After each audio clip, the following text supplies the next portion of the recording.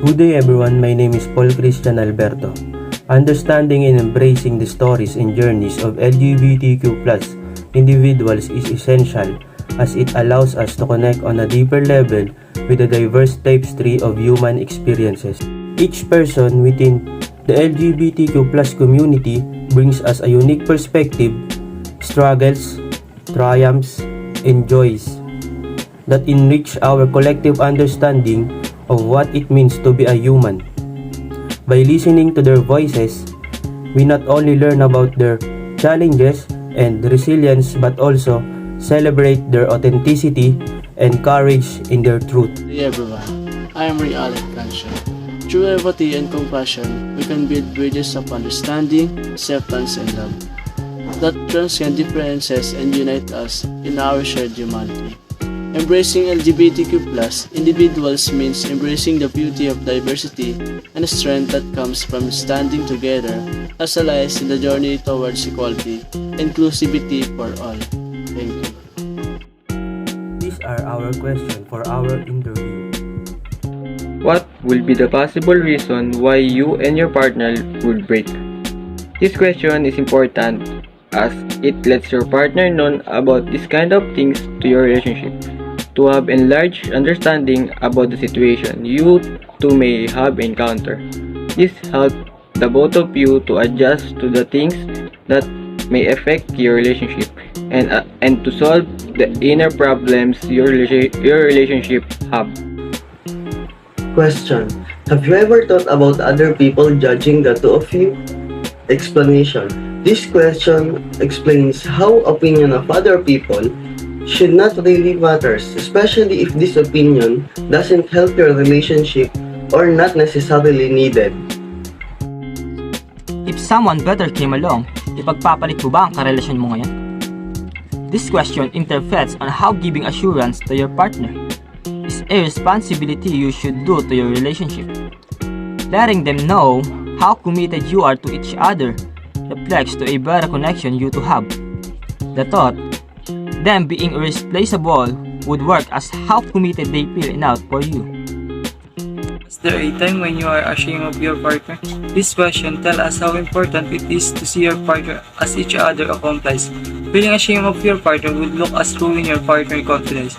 It is important to be aware how being shameful would affect your partner in many different ways. Good day everyone, I'm Andrew Maranan. I'm here to introduce the couples we interviewed. The first couple we will interview is Ariana Jane Navarro, 16 years old, and Eliza Lopez, 16 years old. They are both from Santa Lucia, Capas, Tarlac, and both of their genders are bisexual. They met in the dance troupe at their school. And the next one we will interview are May Labi Caceres, 21 years old, and Pamela Manese, 23 years old. Their gender is the same female. They are from Antipolo City, Gate 2. They met through their work. For me is toxic relationship. Di na mag-work out sa toxic relationship kahit anong gawin mo. For me is no quality time because of busy schedule.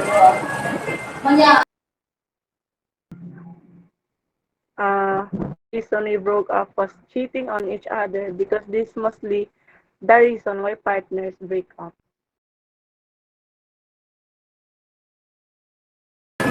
Yes, kasi di pa masyadong tanggap yung same-sex relationship ngayon. Yes, because hindi tanggap ng society na same-sex relationship ka. Yes. Because they always tell us we are bisexual. Why can't we just have a relationship with someone of the same gender? But nowadays, same gender is no longer a basis for love. We only human who love you, but we already both genders.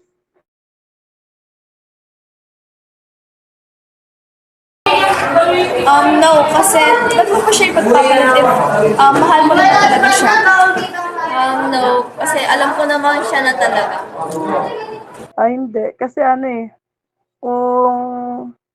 kung may darating na mas better, Para sa akin hindi. Wala nang mas better sa jowa ko eh.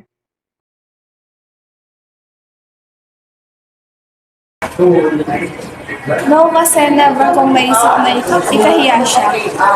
No, kasi bakit ko naman siya ikakaya kung mahal ko naman siya.